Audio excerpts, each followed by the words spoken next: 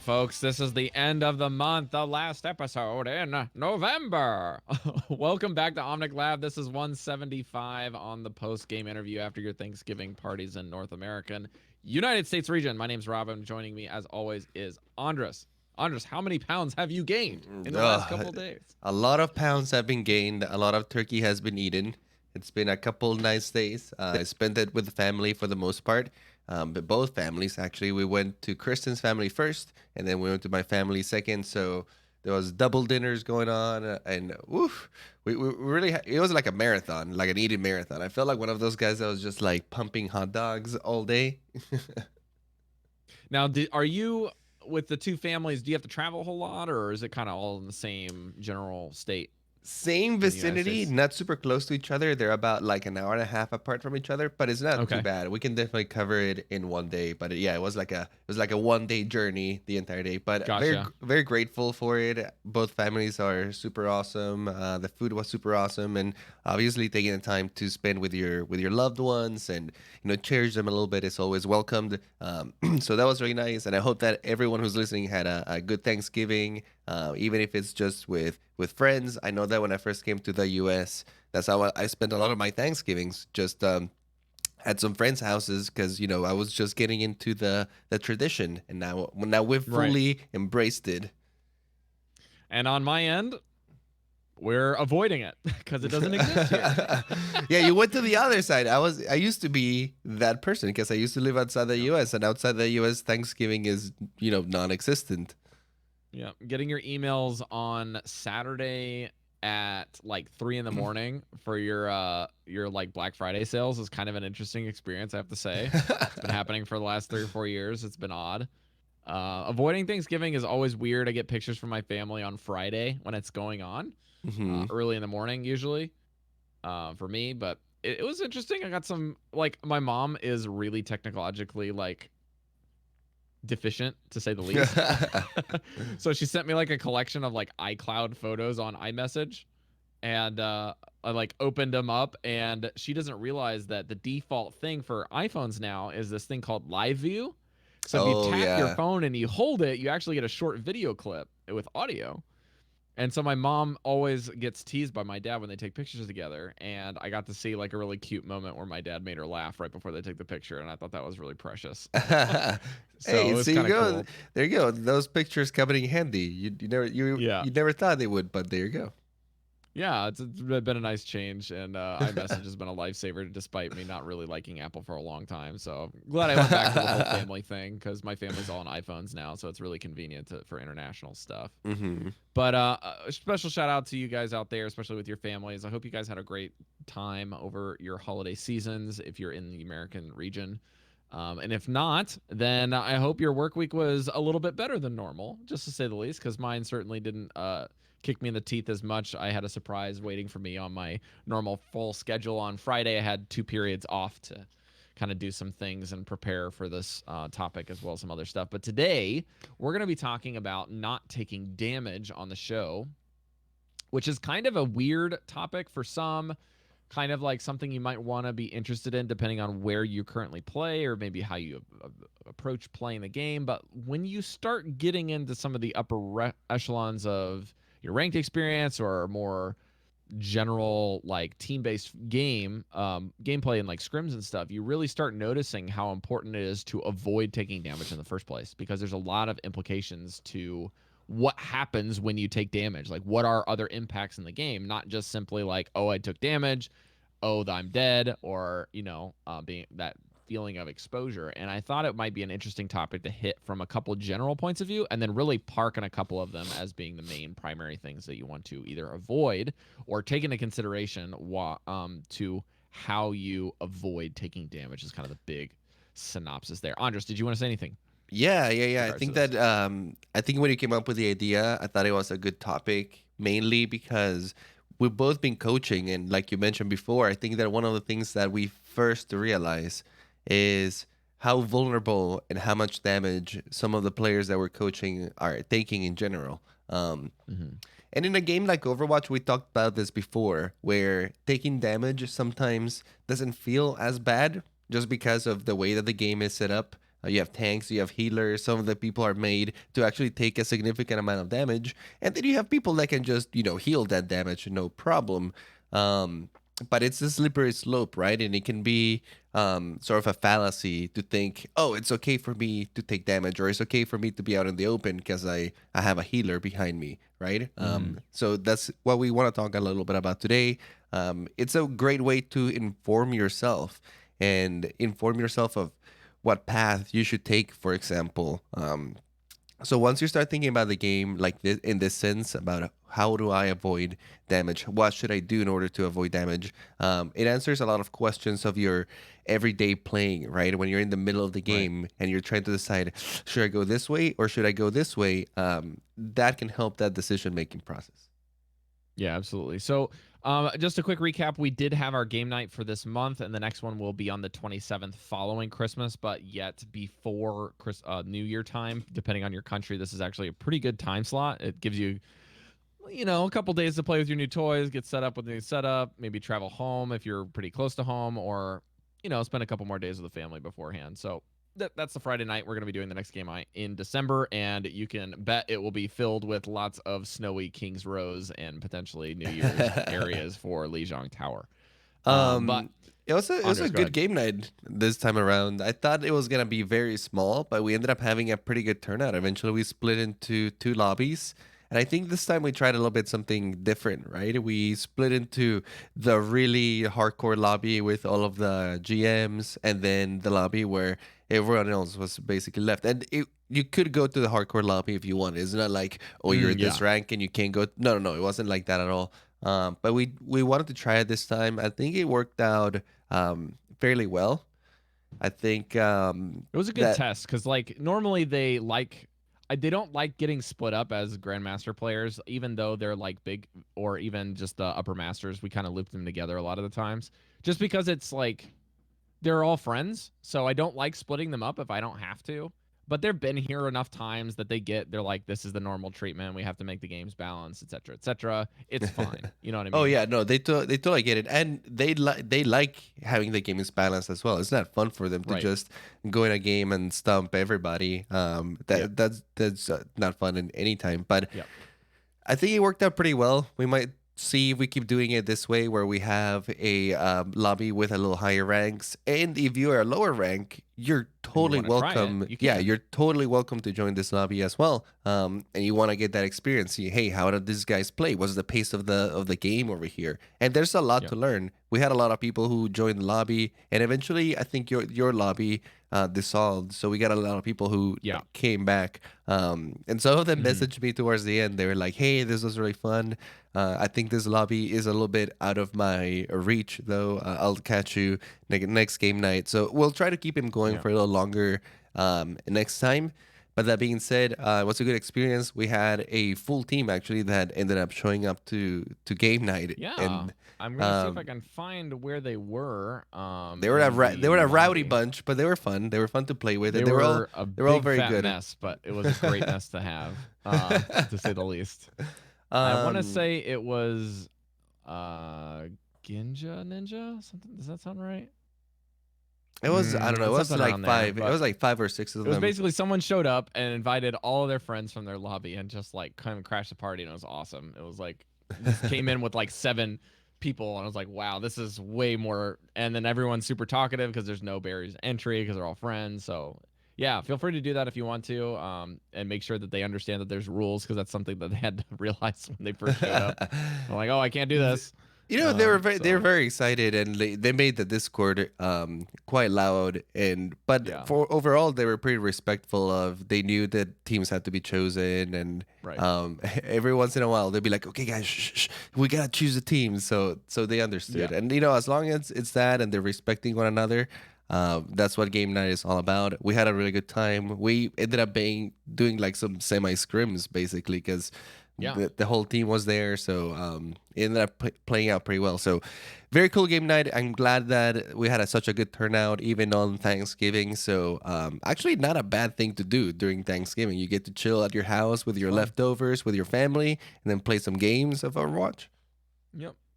All right, so let's talk about the topic here. Now that we're kind of through their announcements, we'll talk a little bit more about Patreon towards the end of the game because we got a 10-minute lead in this week. So, not taking damage. There's a few things here that I put on the list, and I just actually am not going to do a whole lot of descriptions because I want us to bounce around kind of freely as organically as it comes up. But I'm just going to list a couple things that came to mind right away. The first thing is that Overwatch is very fast. It's a very high, what you call TTK game, or a time to kill. Meaning that, like, if you get hit with 1, 2, or 3 individual high-powered rounds or abilities, you're dead.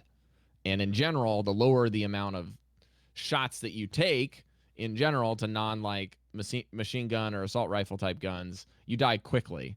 So Call of Duty and now the current Destiny has a very fast time to kill, but the time to kill can be faster depending on what guns you're using and all that jazz. So that we get into the delineations there. But Overwatch, with how much healing it has, even with tanks, your time to kill and your time to die is really fast. So that's something to keep in mind when you're taking damage. Is you're not going to be taking damage for very long before you're toast.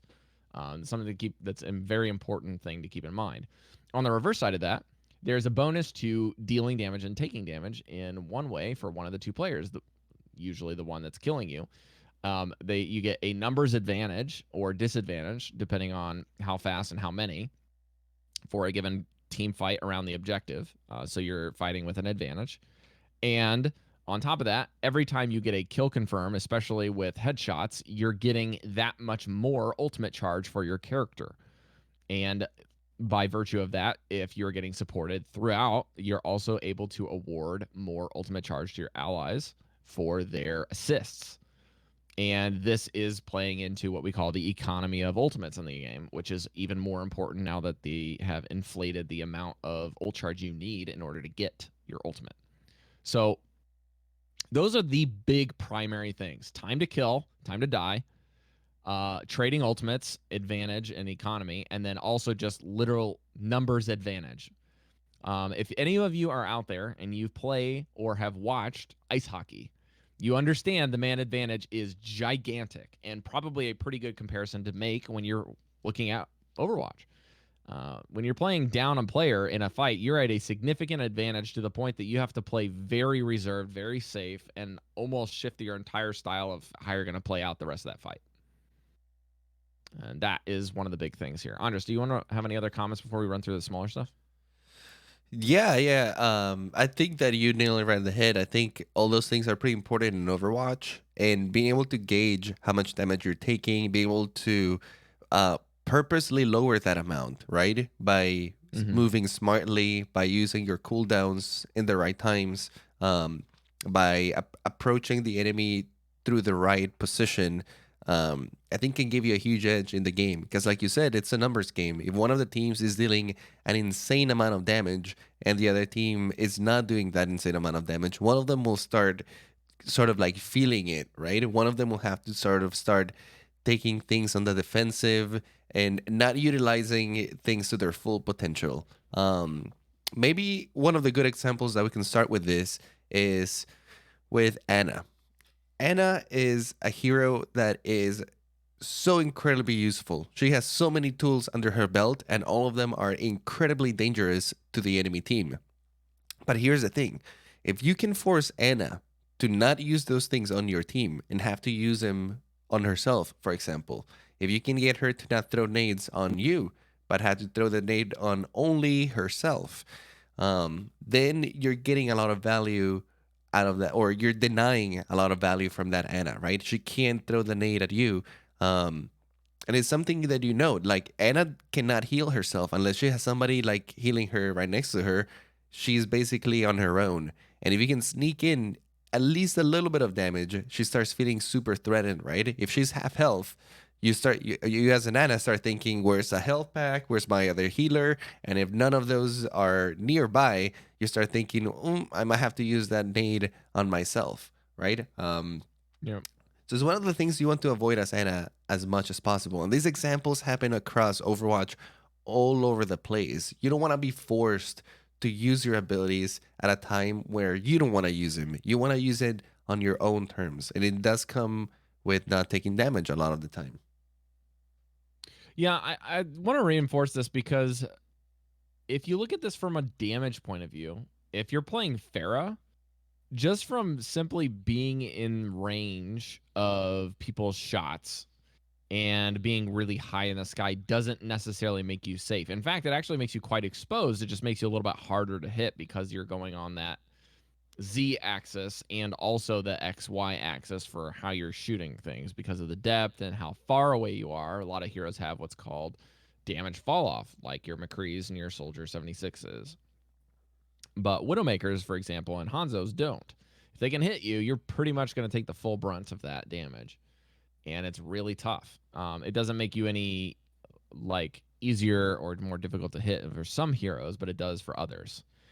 But the thing about not taking damage is also innate in that if you're not visible, you're not able to take damage because they cannot shoot you a lot of the times. Again, there's exceptions, but like anything. But in this situation, when you're playing Pharah, you're able to use a building's high ground cover by using the rooftops. You're not taking damage because they can't see you. So there's basically two sides to this. Whether you're a tank, a DPS, or a support is kind of a moot point in this stage. If you are able to use hard cover that is non-destructible, things that are in the map, you can use it to peak for damage. You can also use it to avoid damage entirely and also deny vision. Okay, so there's a lot of things in the game that you can deny things through what we call LOS, or line of sight. And line of sight is so big for some heroes and even bigger for others. Especially if you got those small models like Widowmaker, you can kind of use that corner to your advantage. You can jump before you go over there, give yourself more momentum than people would normally have, and pop a shot when you're in the scope before you hit the ground. You can do a lot of cool things with different heroes depending on how you're using your high ground, how you're using your low ground, how you're using horizontal cover, and even how you're using just buildings as Pharah to weave and dodge shots and also peek to shoot yours. That's so let's focus on this one for a little bit, because one of the best ways to avoid damage, and like you said, being able to have the upper hand on your enemy, being able to like come out, you being on the offensive, is using your position, right? Hugging walls is such a great thing that you can do in Overwatch, and it's such a simple adjustment that everyone can make on their gameplay to see an immediate improvement. Try this. Go back and watch a couple of your replays. If you're finding yourself out in the open constantly, by out in the open I mean like in the middle of the street, like if there's not a wall in the vicinity next to you, yeah, like where you can go into cover in like half a second, yeah, like half a second you need to go cover, you're there, you're exposed. And I'm willing to bet that a lot of you would find yourselves being super exposed a lot of the times in Overwatch. And sometimes it's okay to take some damage. Like if you're Reinhardt and the enemy team is really far away and you know that the fight is not anywhere near, right? Maybe you're regrouping and they're just kind of spamming at you from really far away. Maybe it's a Soldier 76 or a McCree or somebody like that, or a Lucio, as Zenyatta can do it too. Sometimes it's okay as Reinhardt to take a little bit of damage, right? Because you know that you have a massive health pool and your healer is very close by. Nobody's going to come jump you anytime soon to capitalize on that damage. So at that point, it's like, okay, I can take some damage, let my healers maybe build up some ultimate. But the thing to keep in mind here is that you know that the fight is not going to break loose at any point, right? And you know that the amount of damage that is coming through is so minimal and your health pool is so big that it, like the basic heal from your healer will do, right? So very, very little impact. Preserve your barrier as well a bit. But think about this as the closer that the fight approaches, the closer that the enemy is, the less this becomes acceptable. You need to be close to a wall, using your shields, using your barriers, using whatever is available in the map. I've used lamp posts or sometimes like palm trees in the game. I've avoided McCree by hiding behind the thinnest lamp post. As long as he's like directly on the other side, the bullet will hit the lamppost and not you. That is how powerful cover can be, even if the rest of your body is exposed. And it takes, a little bit of practice. But there are so many things in the game. You can use crates, you can use cars, you can use windows, you can use ceilings, like you said, Rob. Like, the choices are endless. Sometimes you can even use other players. If you are a character that is sort of squishy, and maybe you're right behind your Diva or your Roadhog or your Reinhardt, put him in between you and the battle, right? Like, they'll probably finding their own cover, and they have their own abilities to mitigate damage, but they're huge bodies, and as long as you're behind them, you're not taking damage. So you can even utilize your own teammates' bodies as damage blocking stuff. Also, if you watch a lot of streams or you watch a lot of Overwatch League, and you're sitting in the position of seeing how DPS and or tanks are kind of approaching fights, the really interesting thing that you'll notice if you really pay attention is not only are the players going in and moving at a faster rate, faster pace, right? They are actually taking less total damage. They're avoiding shots. They're actually dodging shots by using their crouch key or by jumping behind a cover, like Andres is saying. And in addition to that, they're receiving heals relatively quickly when they do take it. And so this twofold approach is what makes the best players in the game really good. Is the healers not only know that their tanks are not or DPS and other supports are going to be taking damage in small amounts, but they know and can predict when those things are actually taking place. They know that there's a calculated risk going into a fight. They know this tank is jumping and taking the trajectory of that jump behind cover into the fray to take damage, or they're dropping a barrier, they're running in front of a barrier, etc., etc., etc. They know how to preemptively shoot something into a heal, like for Baptiste and Anna's case, or for Moira, throw an orb into a fight and predict when these things happen so that they can receive heals, or they're monitoring movement when they're coming from cover to appeal to you, basically showing their body and receiving a heal.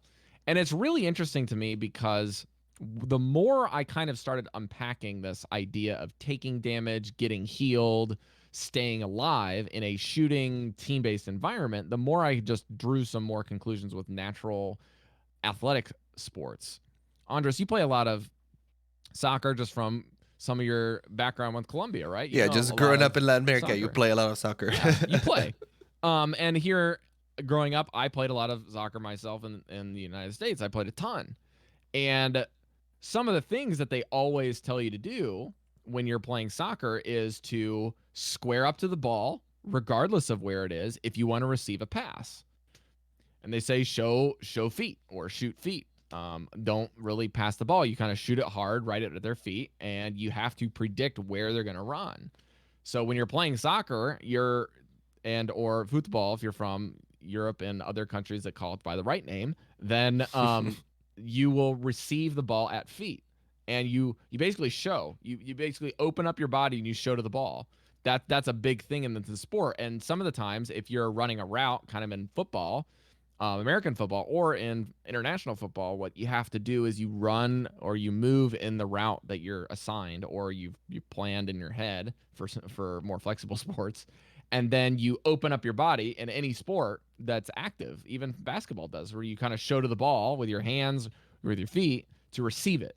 You do a lot of this in Overwatch on DPS heroes especially, because a lot of times they're going to go take their calculated risk, going to try to like peek cover, take some damage, shoot damage, and try to come out on the top of that trade, hide, and show to their healers, hitting the X key to receive a heal. It's very reminiscent of this side of play. And if you don't know your health pool very well, if you aren't weaving cover good enough, a lot of times you're just going to be dead by the time you show up to your healers. And for the healer side of things, it's your responsibility to be safe during these environments, using cover, using your tanks, using physical barriers, and repositioning techniques to hit your heals on your allies and retain vision on them. It's really kind of this delicate dance that you have to do. And so let's it is a kind of very go into that a delicate little bit it is more. a very delicate dance. And let's go into a little bit of more of the nuance of that. Like, Yeah. why is it so important to be doing this dance? Why is it so important to be on walls? Mm-hmm. And it comes down to making yourself smaller. Like you're saying, Yeah. Rob, when you're ready to make the play, when you're ready to take action, you can show yourself, right? You can sort of like come out and do your move, use your abilities, whatever it needs to be. But before that happens, you need to be making yourself as small as possible. Even if you're a tank, if you're especially, I feel like tanks are sometimes big offenders of this because they're the big tank, they got the shields, they got all the stuff, and they are expecting the heals, right? The healer is supposed to keep them alive. So a lot of them will sometimes take a lot of very unnecessary damage, especially. Some of the newer Winstons. And it's one of the reasons why Winston is kind of hard to play in the beginning as you're just learning Overwatch. He's very easy Yeah. to kill because you're taking a lot of damage unnecessarily. Um, Correct. but yeah, when you're hiding on a wall, you're basically making yourself small, right? Rather than your entire body being shown, maybe only half of your body is being shown. If you even been smarter about it, you're dodging in and out as you're shooting, right? So when you have to shoot, you bring out half of your body, you take your shot. Once your shot is out, you bring back and you hide again, right? So you're only showing half of your body every time that you need to shoot. The rest of the time, the enemy has no vision on you. You can take it a step further and you can get high ground. Now, high ground is even more cooler in this sense because it hides your body even more. If you want to come out and shoot, if you're facing somebody from the high ground, they're right below you, they sometimes can only see maybe your head or your upper body, right?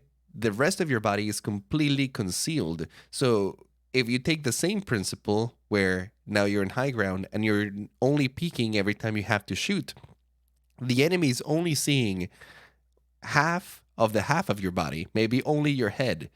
Um, and this overall just makes it harder to shoot at you in general. And if you're doing this the entirety of the game, then the entirety of the game, they mostly just get to see kind of like your upper torso or your head, and only when you're shooting at them, right? The rest of the time, they don't really have much opportunity to shoot at you. And this is not the playstyle you want to play with every hero, but this is applicable to every hero, even Reinhardt, even Winston, Roadhog, especially Roadhog actually, because he doesn't have a shield. Um, Yeah. but every hero can benefit from this in the game. Actually, really good Pharas will do this as well. They not only get the verticality, but they're shooting at you from behind a building in the high ground where you only get to see them for the split second that Split second that they shoot their gun. they shoot a rocket at you and then they're back in the building, right? So a hero that is generally easy to kill because she's slow moving, she's sort of like just like hovering up in the sky. She can like strafe back and forth very easily. So McCree really has an easy time shooting a Pharah out of the sky, but a smart Pharah that is using cover and is hiding is incredibly hard to kill because you actually never even have enough time to put enough bullets into her to just take away her entire health, right? Unless you're like Widowmaker and you get a headshot on her or something like that. And then if you combine it with a Mercy, she's only taking a little bit of damage every time she pokes, and the Mercy instantly heals all of that, which makes that Pharah super, super strong.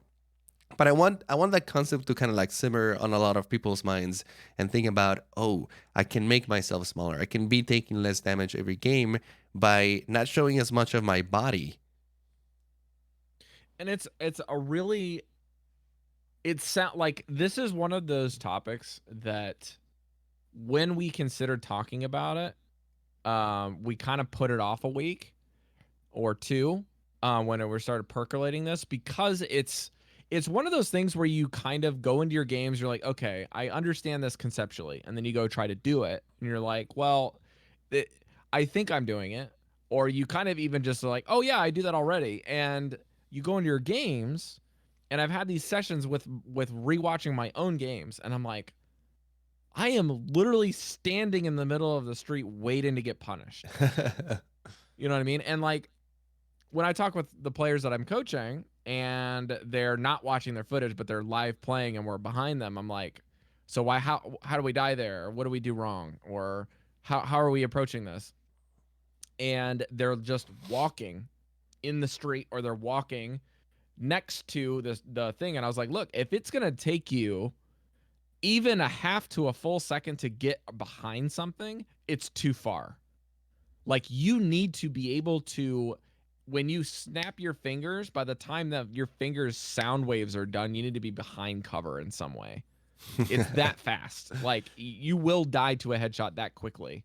That's why the duck key is so important, because when you hit the control key, your model is instantly down. Like, it's so fast when you crouch in this game. And now there are some parts in Overwatch where you are gonna be vulnerable. Like sometimes you do have to be in the open. Like it's impossible to be like you always have to be behind the wall. It's inevitable.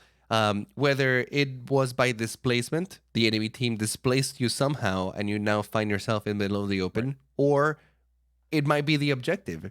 You might have to push the payload through an open part of the map where you're easily, ambushed. So the game will put you in these situations where you do have to kind of be out in the open. But a lot of heroes actually have plenty of tools to be out in the open and allow them to go back into cover, or allow them to sort of play really aggressively for a little bit of time. And you should know this. Actually, you should play around this. Zarya is one of the best examples of this, because you constantly have to be switching between playing in cover and playing really aggressively and kind of coming out and taking a territory for yourself. But if you can master this with Zarya, man, you can do so much with her, and you can be high charge for so much of the game because you're playing with undercover. Sorry, my throat is like killing me over here. You're playing undercover for the majority of the game, right? When your shield is available, you don't want to just blow it right away. Your shield is one of the best tools for you to be out there and allow you to be super aggressive, even out in the open, and even while damage is coming towards you.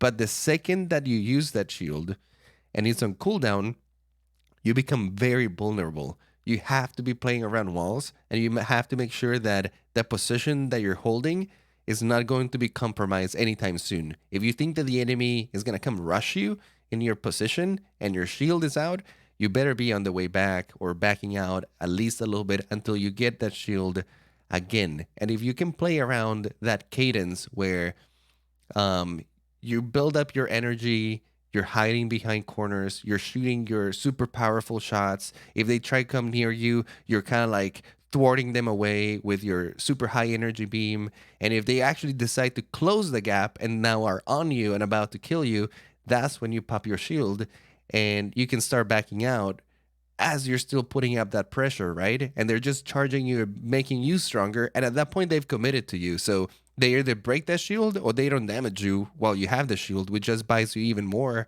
time. So super key opportunities where once your position is compromised, once you cannot hide behind the wall, that's when your shield comes out, right? And that's what keeps you safe until you can get back to the safety of your Reinhardt or back to your healers, or retreat to a position where you are back in safety. You can wait for your actual health shields to regenerate or somebody to heal you, and you can wait for your cooldown to come in again while shooting from cover in the meantime. Yeah, let's use another example. Let's use Genji, because Genji is one of the heroes that is built around going straight through exposed areas and standing in the fray as long as possible to confirm something before leaving.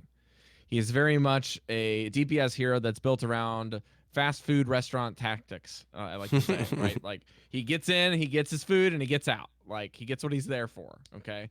So when Genji goes in, he does something where he will kind of poke and get that damage safely. He'll be using cover, using his double jump, using his wall climb, using barriers, things that are destructible, things that are indestructible, and flank routes, and just trying to stay unexposed until he sees an opportunity for killing something, which generally involves dash damage, a melee, followed by also a triple shuriken fan, right? Those are the 3 things that are usually present when he goes in to kill you.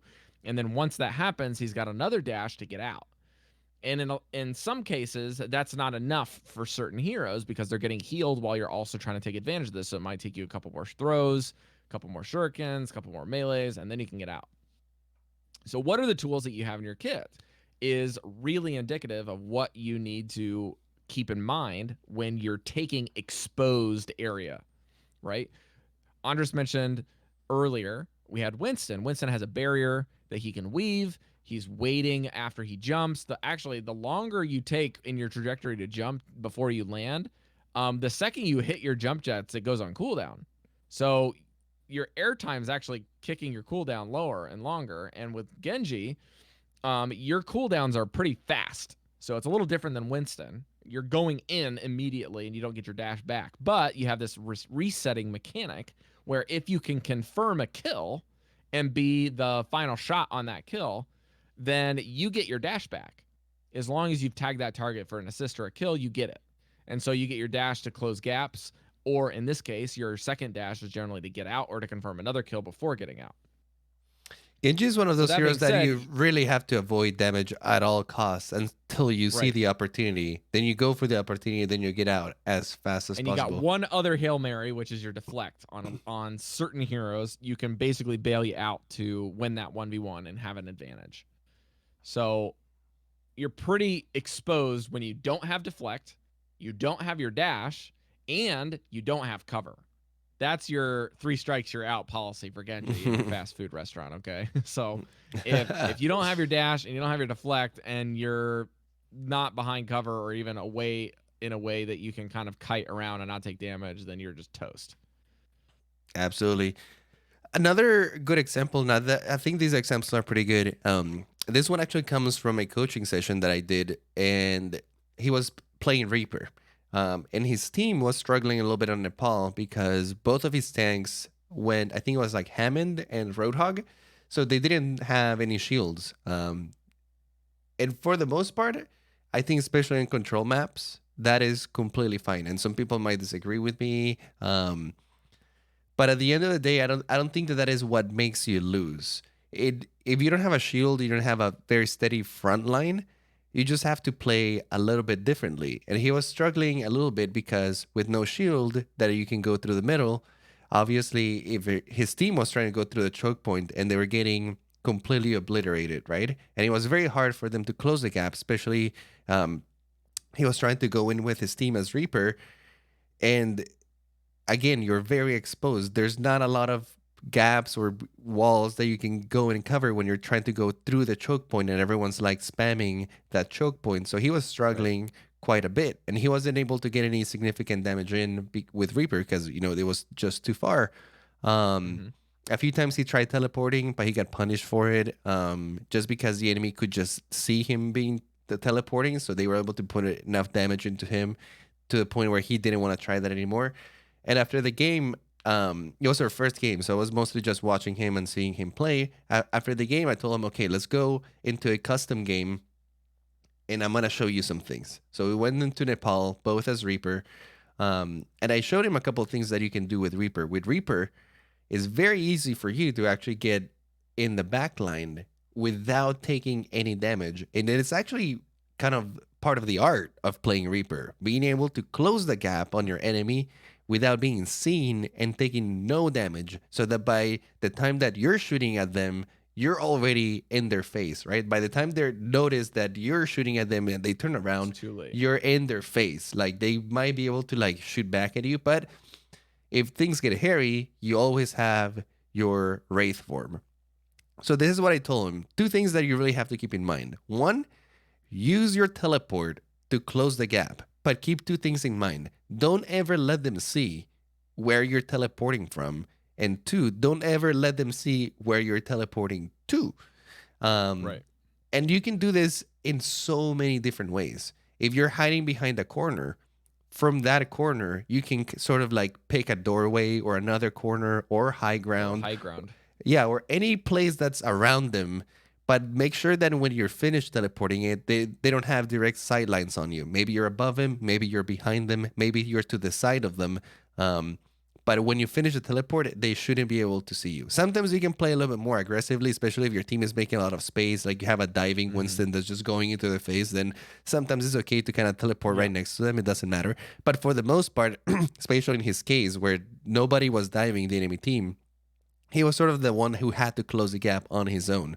So I showed him a couple different spots. Like you can just use this spot, you can use this spot, and it'll put you in closer to them without them seeing you. And two, make sure that when you're engaging the fight, if things get hairy, when you use your Wraith form, you are a cooldown away from your team. So basically, by the time your Wraith form is over, you should be behind cover from on your Orisa shield, or you should be like by your Moira or your healers or some sort of wall that is far away from them, that if they chase you, it's dangerous for them, right? Like they don't want to chase you to where you're going because your team is there, your healers are there. You're not just going to a safe place for you, you're going to a dangerous place for them. Exactly. Safe for you, dangerous for them.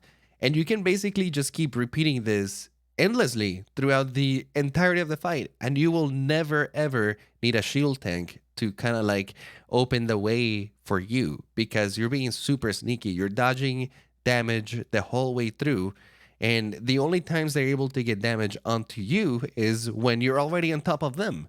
And that's fine. That is Reaper's playground, right? If you're shooting them directly in the face, you're healing yourself a ton.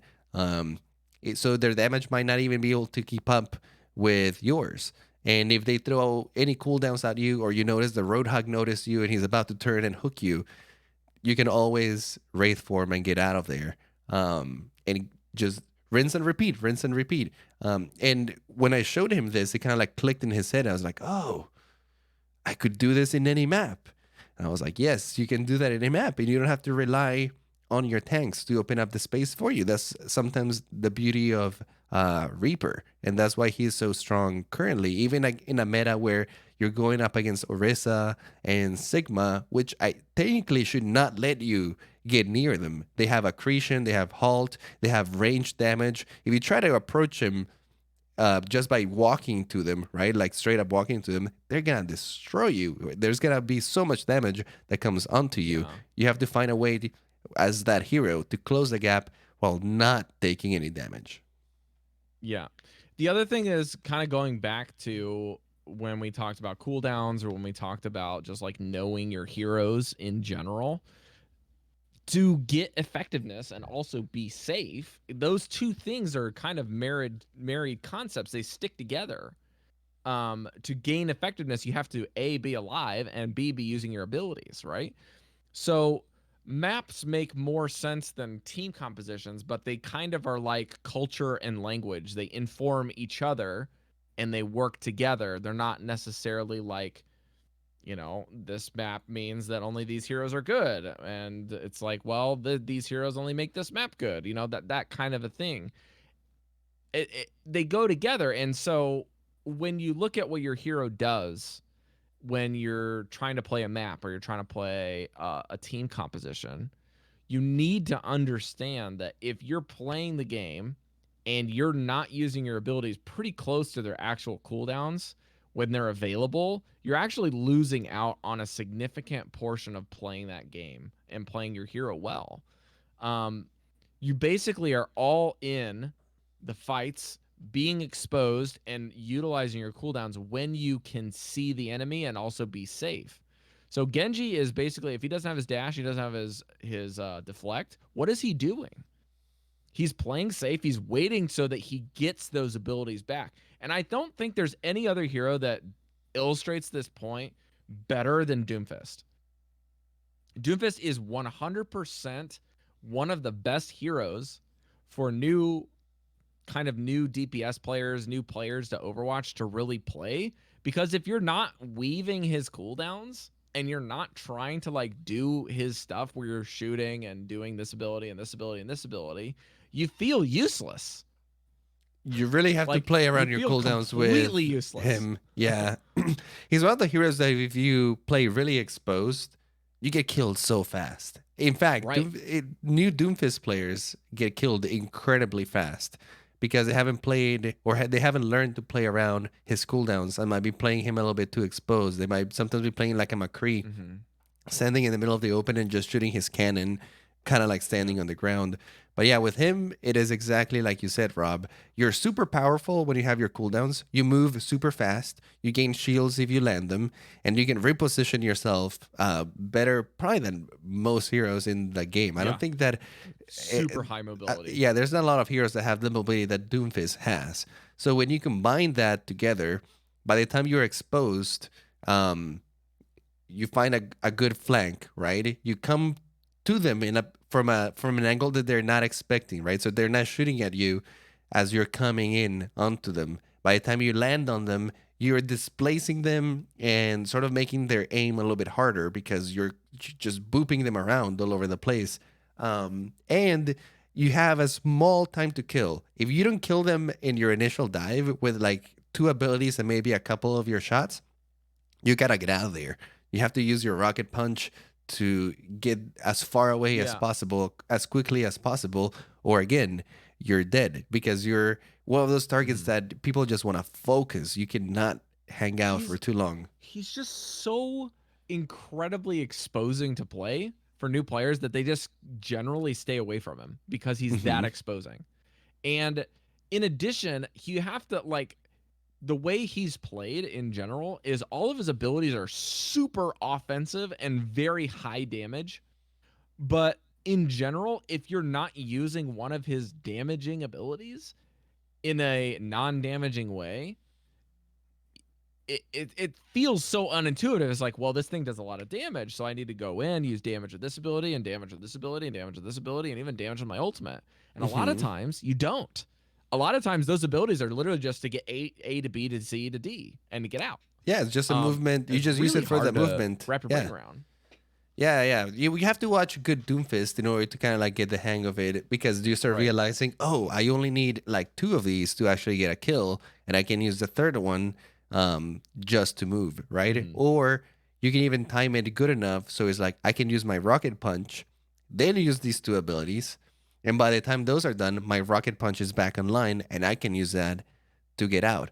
But You again, also have got one more thing about this is you can use all of your abilities to confirm the kill as long as you're taking into account what we talked about at the very top of this, which is the physical representation of the map and cover. You can go in and burn all your abilities offensively if you're maneuvering around the cover properly and not taking damage in between, and also using the damage or the cover to get out and not take damage when you leave without using your abilities. totally. You also mentioned something about Winston, and this actually Yeah. applies to any dive hero, any hero that is sort of like finding a way to just jump on the other team. So it could be Winston, Genji, it could be Tracer, Sure. it can be Doomfist, it can be Pharah too. Um, but all these heroes have an ability, like you said, Winston, his jump. The second you use it and you're in the air, you're getting your cooldown back again. And this is actually a principle that you guys should keep in mind with any of these heroes, and is how you choose to engage the enemy is super important. The sneakier you are with it, the better off you are because of the reason that Rob said. The longer that you're in the air, the sooner you have your cooldown by the time that you land. But it also has its drawbacks. The longer you're in the air, the easier you're to shoot and the more predictable you are. So Right. you can't be just standing in front of them, then jump as high as you can and try to land on them while they're watching you do that. It just makes you too vulnerable and too easy to deal with, too predictable. They're expecting it, they see it coming, they're prepared for it. They will use any abilities that they need to sort of punish you as you're landing. But if you get a little bit more creative, where maybe you're jumping from them from an angle that they're not expecting, right? Or you're coming from on top of a building, or maybe you're already in high ground and you don't even use your jump to engage. You just drop on them. Um, Yep. that is a lot more effective because by the time that you land, they haven't had a chance to react, right? Now you're in their face, now you're damaging them. Then they choose to react. When you notice that they have noticed you, that's when you put down your bubble. And usually it's good enough timings that a lot of their abilities would hit the bubble rather than you, right? There's Yeah. nothing worse than putting down the bubble too early and then the enemies, rather than shooting their cooldowns at you and missing, just save their cooldowns, break your bubble, then use their cooldowns. So it's a very nuanced sort of mentality that you have to approach with these heroes, right? Everything is about timing. Everything is about trying to take the least amount of damage possible. If you do it the right way, they don't shoot at you while you're landing. By the time that you land and they notice you, you put up your shield. So any abilities that were going to hurt you real bad hit your shield. Now you've mitigated so much damage right there. You're still full health. They've blown some of their cooldowns. You're still damaging them for a while.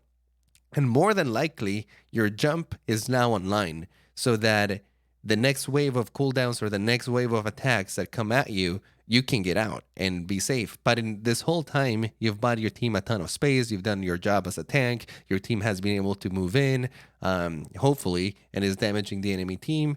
And you were able to create that opportunity mostly because you were very aware of not taking a lot of damage going in. Right.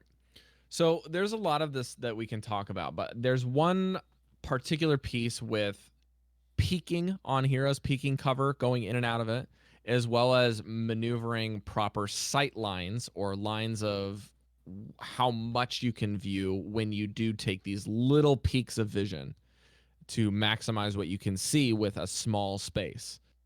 These are kind of like the geometry of the game, more or less, right? Like if you look through a hole, if the hole is small but further from you, it's really hard to hit. But if it's closer to you, you can see out of it and also aim in a very large area despite that being a small space. For example, a window.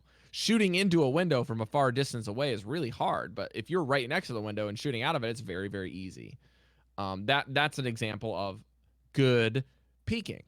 You have a good peeking technique regardless of what hero you're using. If you've got a distance shot, it's really good. That's why you see Widowmakers taking these thresholds and even looking outside of a window or outside of a door at an angle because the door is shrunk, right? At that angle, they can see less of you.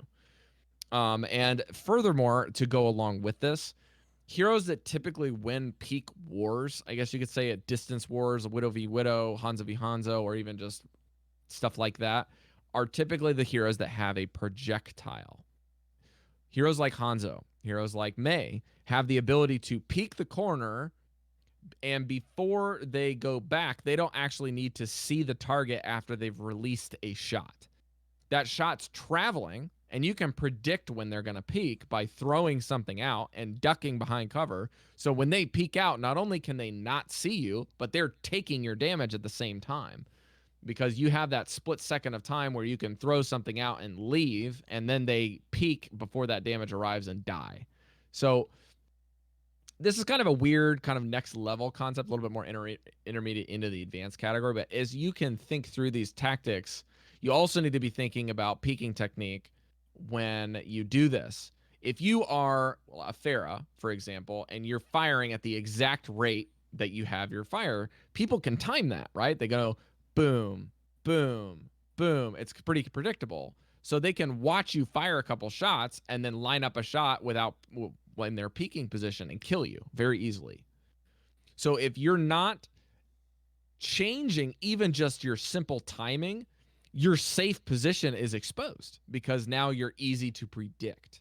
And that's kind of the next level up with this stuff. That's really, really challenging. Safe positions are constantly changing. One position that might be safe at one point might not be safe the next point. It always comes down to where is the enemy team position, where is your team position, right? Sometimes a position that is dangerous might not be because your entire team is there. And if they come there, they're kind of toast. So you really have to like gauge what's dangerous and what's not.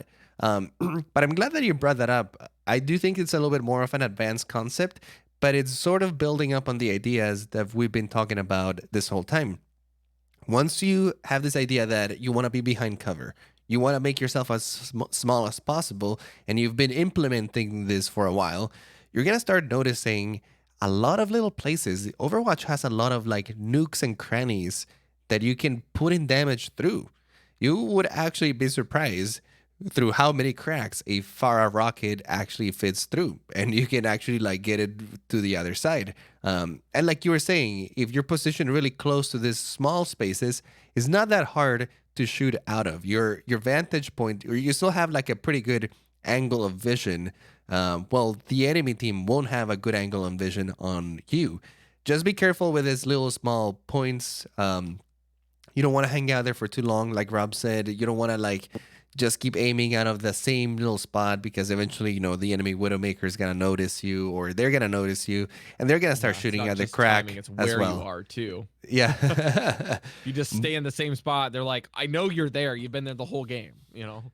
But I've done this before, like with Farah. I know that they're pressuring me and they're putting in a ton of damage, but where I'm standing maybe has like a tiny little crack. And as long as your cursor, the middle point of your screen, is like exactly on the crack and you shoot through it, most bullets will go through it. Don't be fooled by like the model of some of the rockets or anything like that.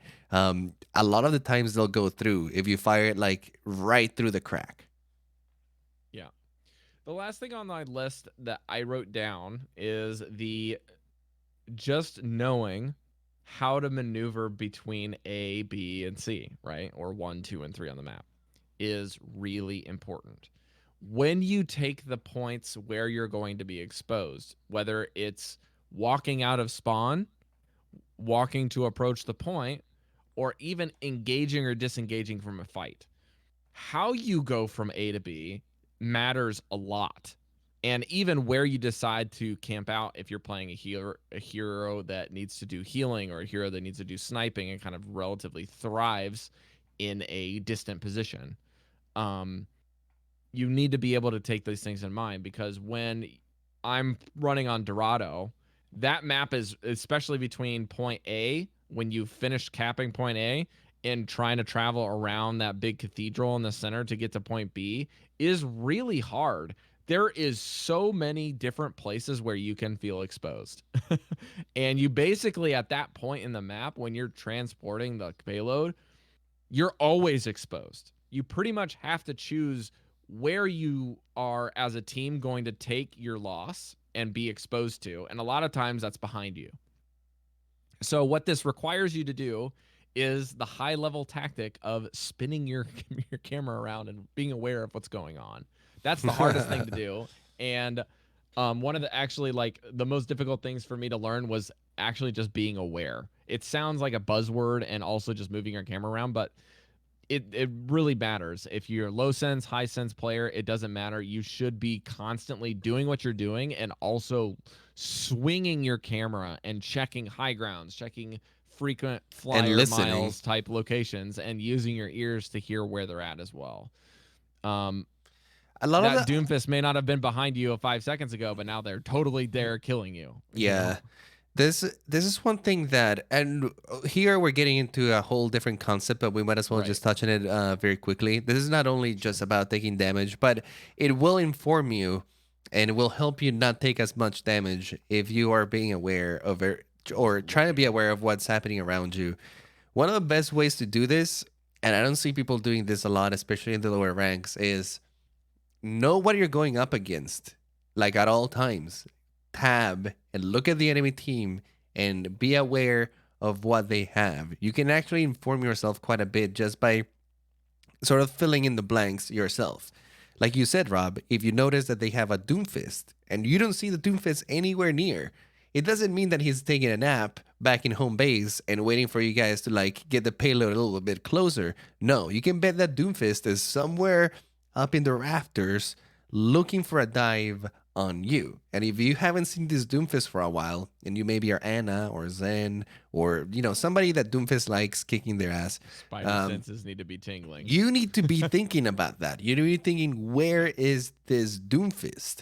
Should I be exposing myself? If I come out and become visible, will this Doomfist come for me? Should I stay hidden for a little bit longer and see where he is? And then when I know where he is, then maybe I can come up and be a little bit more out there, right? But I know where he is. And this happens with any other hero in the game as well. Do they have a Reinhardt? Do they have a Winston? Do they have a Mercy or a Baptiste? Where are those heroes? Sometimes I think, especially people that are just starting to play the game, have that. I forget what the name of that is. I don't know if it's a syndrome, but it's like the baby thing when, like, if you put your hands in your face, you sort of like disappear to them, and then when you like reveal yourself, they're like super surprised, like, oh, where'd you go? Do you know what I'm talking about? Peekaboo syndrome. Yeah, the peekaboo thing is what I'm talking about. Yeah. I feel like sometimes players suffer from that, where it's like they have a Reinhardt right in front of them, and then suddenly the Reinhardt goes around the corner, and they completely forget that there's a Reinhardt very close to them, and they start moving forward, and then all of a sudden Reinhardt is behind them, and he comes back, and he's like hitting them. And I'm like, that Reinhardt never went anywhere. You just stopped noticing him because he wasn't in your direct line of sight. So always keep that in mind too. Try to like be aware of where other heroes are. So when you take a new position, you don't end up sort of like in the middle of it. Yeah, now, Andres, I'm glad you brought that point up, because even though a lot of times they just lose your line of sight and you weren't looking, the reverse is also true. A lot of players that aren't used to playing shooters, aren't used to playing MMOs or MOBAs, I guess you could say, it doesn't really matter. Like, even when something is verbatim on your screen and in your visual input, you may not even be paying attention or knowing that it's there. That's something that's more common than not, and not just because it's like overwhelming for players. There's just a lot of different things that being good at Overwatch requires of you. You have to be paying attention to so many things. You got to be knowing about the matchups. You got to be aware of who's in the game before you actually get into a fight. You're trying to monitor things like ultimates and ability cooldowns, right? You're also just trying to see who's there and where they are, and then that's constantly changing. So if they're there and moving around and they're in your visual perspective, you're trying to maintain what you can see a lot of the times and making a decision in a split second by virtue of what's there as a second in nature and reflex. And it's honestly not easy, but like the more you play, the more familiar you get with these sort of things. But if you don't discipline yourself to try to pay attention to these sort of things or know what's important in your inputs and what things you should be doing on specific heroes, taking damage seems like just something that's just like, well, this is inevitable. I'm always going to be taking damage. And you're mostly right. You're going to be taking damage at some point during the game. It's going to happen, and you're going to die because of it. But the whole point of this discussion is inputting in your brain a couple different scenarios in which you can say, okay, I'm going to go in this game, and I'm not going to just walk from A to B. I'm not just going to like use my abilities when I see somebody. I'm going to use them to like move around. I'm going to stay aware. I'm going to use this cover to kind of take my shots. I'm going to be safe. Playing safe in Overwatch is not always the correct move, but it's one of the things that people don't try a lot of the times. Yeah, and if you notice, a lot of the really top players, if you ever play against one, they're hard to shoot. You don't get a lot of opportunities to shoot at them, to be honest. Unless a teammate kind of like sets you up for it, or sometimes you might get the jump on them. For the most part, yeah, they're just hard to shoot. They're not easy to be seen. They're sneaky. They're always kind of like changing up their approach, so you're always on your toes of where they're coming. They're always using cover. When they're not in cover, they have their cooldowns available. So even if you think you can have pressure on them, they have pressure on you too as well. So notice all those things that like top players can do, and like a lot of it comes down to avoiding damage, using your cooldowns at the right point to do that, so that the enemy team cannot put pressure on you, and you can put pressure on the enemy team. The last little advice that I wanted to give over here, and this is sort of an advanced tip as well, but since we're kind of ending the conversation, I feel it's relevant. Sure. damage or where they put the damage on you actually matters. Well, there's actually only 2 points where it matters: your body or your head. Your head is super vulnerable, super vulnerable, and it can go from I am at full health to I'm dead in super fast if they hit you in the head. And you should keep this in mind. Sometimes you can actually avoid taking extra damage if you know this. For example, if you're Anna or Zen or McCree and you need to cross a an open space where the Widowmaker might be shooting at you. You know the Widowmaker's there, but you also know that you need to cross for whatever the reason it may be. You just have to cross it, and you know the Widowmaker's there. Turn around and look down. Make your head as small as possible. There are times where you know you're gonna be taking damage, and if you know you're gonna be taking damage, and there's just not a lot you can do offensively by shooting, go ahead and turn around and face down as you're going to like your location. Chances are they'll get a shot on you, but they'll hit your back or they'll hit your shoulders or something like that, mitigating that lethal blow, right? Like not allowing to get yourself hit in the head. You can do this with Winston as well. If you're diving a McCree or a Hanzo, one of the favorite things to do for these characters is shooting you in the head as you're flying midair towards them. So by the time that you land, you're sort of already hurt. Turn around while you're midair. You have no range, right? As Winston, it's not like you can shoot at anybody when you're up there. So you can make yourself harder to shoot and hard to get headshots on by flipping around. And it is a more of an advanced technique, but it comes in handy in a lot of things. It comes in handy in Widow duels, for example. You did your shot and you missed, and you're expecting the Widow to do her shot. Go ahead and turn around and look look at the floor. Chances are she'll hit you in the back and not in the head, where it'll buy you enough time to go back to cover and not lose that duel. There's another aspect of what Andres is saying that is really useful, which is ducking. Ducking is also one of those things that helps you not take damage, and sneaking. Reducing your sound also helps vision, because then they can't use their sound input to figure out where you're at. Sound is huge. Yeah, sound is huge. But there's a lot of tricks, little tricks that you can do with sound. For example, with Winston, I grabbed this from one of those car queue tricks, tips and tricks videos that he did with, I think, with Jane. But with Winston, there's a pretty overpowered trick. If you land while holding control and spacebar, so your jump button and your crouch button, if you hold them and you drop down from a surface, you will make no sound. Winston normally is a pretty loud character, and when he lands, you hear his like thump, and then he sort of makes like a ooh when he like lands, like a sound. Somebody needs to save that clip for future use. But try this out next time you're playing Winston. Drop from anywhere, while holding crouch and spacebar, and you will land completely silent. And the amount of times that I like primarily have gotten high ground with Winston and waited for like the payload to kind of like drop around, and they just drop right behind them. A lot of the times they don't even notice you. They're like, why is this payload stop moving? And then they turn around and there's a giant monkey crouching behind their payload. The sneakiest gorilla you've ever met. But it's a great way to kind of sneak up on people, because Winston is really easy to hear, and a player that's seasoned will hear you coming from a mile away as Winston. But with this little technique, you can really sneak up on people and start damaging them before they even notice. Yeah. Another really fun thing to keep in mind is not taking damage also is indicative if you're able to kill something in a 1v1.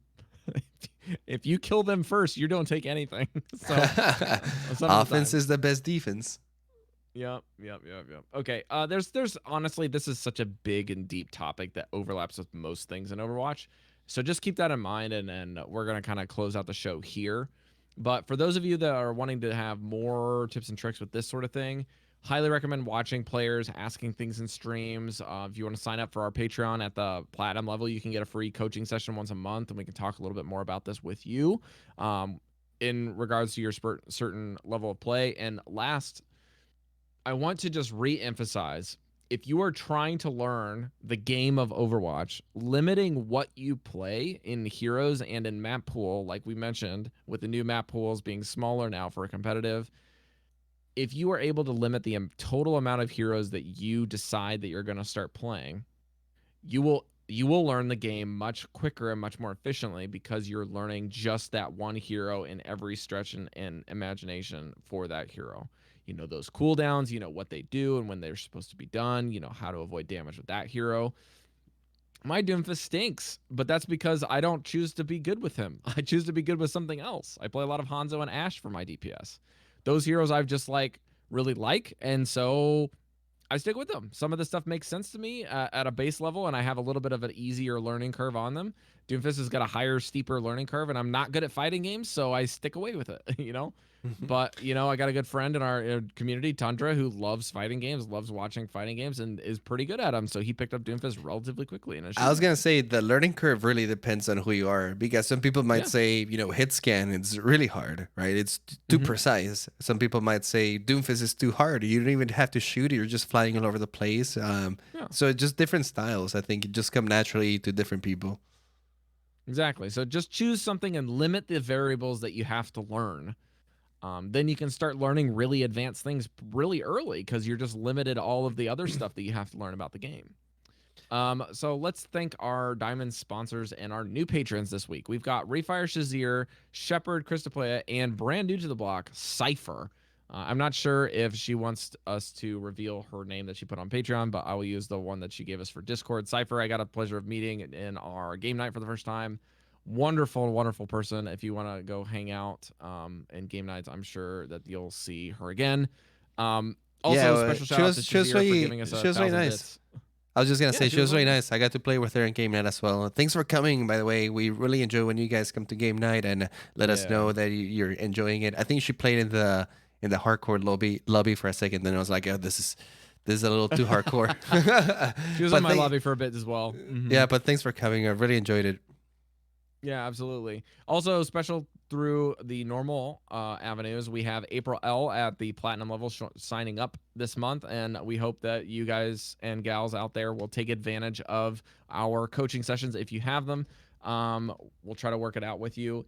And guys and girls, next week is Cyber Week by the time you're listening to this. Good luck finding some cool stuff. I'm going to be talking with Andres about a potential purchase in the future.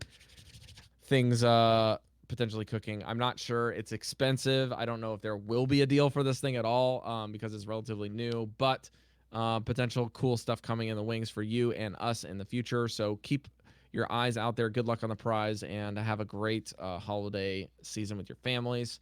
Andres, let's close out the show and let the people know where they can find you at home. You can find me over on Twitter at iPlayGames. You spell that IPLAI Games. You can find the show at omniclab.com. You can also find anything and everything at our Discord. We have all the links there at discord.me/omniclab. And there is a new graphic on the Discord that I was able to actually whip up this week. Looks pretty sweet. You sign into Discord, we're level 2 boosted. So you can see the little graphic in the top left corner that we're kind of that official level. And just for those of you that want to join into a boosted server, there is one more remaining level that we can get, which is what's called a vanity URL. So we get a discord.gg official tag for inviting people. With Omnic Lab, you can just send it to everyone, but we need to hit level 3, which requires 15 more server boosts. So if you got a boost out there for free, or you haven't used yours yet, or you want to add one to the lab, that would help us out a lot. And we'd love to get a vanity URL and be a little bit more official in that way. You can find me on the tag at NotRob on Twitter and Instagram, and NotRobMay on Twitch. I streamed a little bit of Pokemon this week, maybe some more. In a couple weeks, we got some Hearthstone cards coming out. Just probably opens a pack with some friends, and maybe some more Zelda. But we will see you on the reverse end of this, and hopefully everyone had a great Thanksgiving, and good luck getting new stuff for Christmas for friends and family. We'll see you on the next one in December. Remember, don't be a lab rat, be a scientist. We'll see you next week. Adios.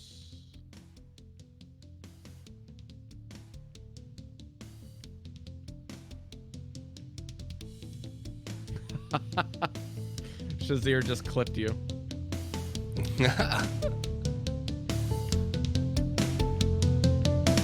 have nothing more to teach you.